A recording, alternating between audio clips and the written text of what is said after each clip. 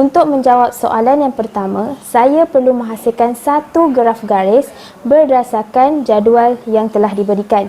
Jadual tersebut bertajuk peratusan kumulatif kematian anak ikan Anabas testudinus apabila terkena suhu yang tinggi.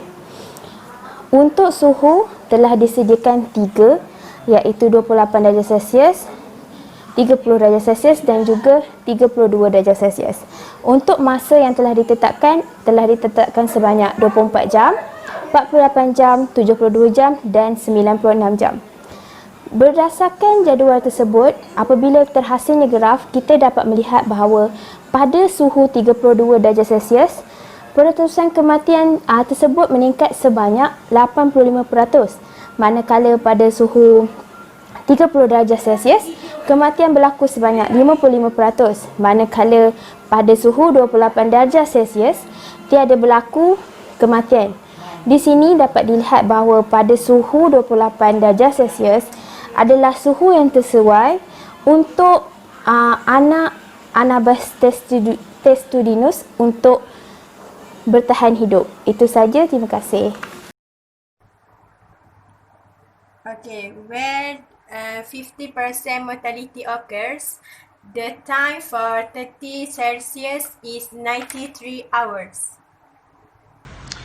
Seterusnya, berdasarkan graf yang kami buat, kami mendapati 50% kadar kematian berlaku pada suhu 32 darjah Celsius adalah pada masa 58 jam.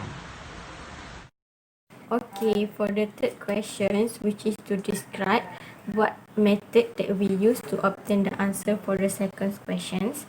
Okay, for getting the answer for the second questions, we actually did not use any mathematical formula.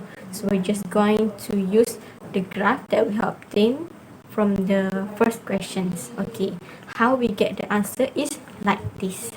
First, we're going to see where the 50% of mortality rate. So here is the 50% of mortality rate, and then we're going to see where the lines of 50% mortality rate here goes intercept with the graph of the 32 degrees Celsius.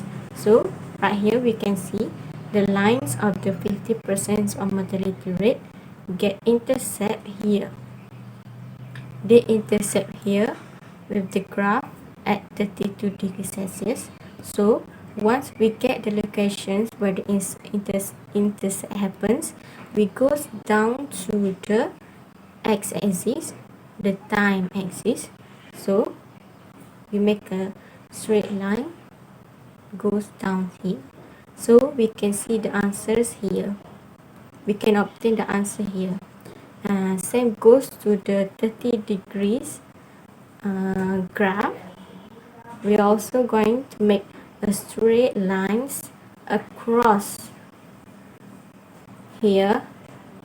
So this is where the intercept happen. So we are going to make a straight line down towards the x-axis, the time axis. So we are going to get the answer here.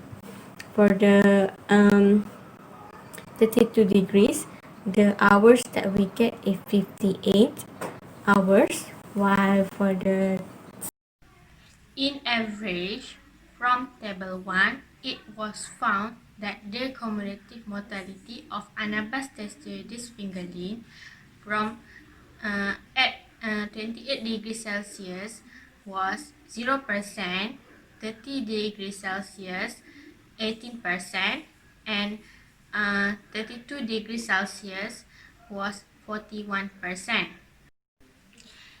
Okay, so the hypothesis is the higher temperature, the higher is the cumulative mortality of Anabas testudinus fingerling. The inference for the result is mortality of Anabas testudinus fingerling depend on the rising of water temperature. Jadi untuk amali ini kita dapat simpulkan bahawa semakin tinggi suhu, semakin tinggi kadar kematian untuk anak ikan puyuh ataupun Anabas testudineus fingerlings, kerana kita dapat lihat bahawa suhu 28 darjah Celsius mencatatkan kadar kematian yang paling kosong, iaitu ia merupakan suhu yang sesuai untuk anak ikan puyuh ini membesar, dan suhu 32 darjah Celsius mencatatkan kadar kematian yang paling tinggi mengikut pertambahan masa.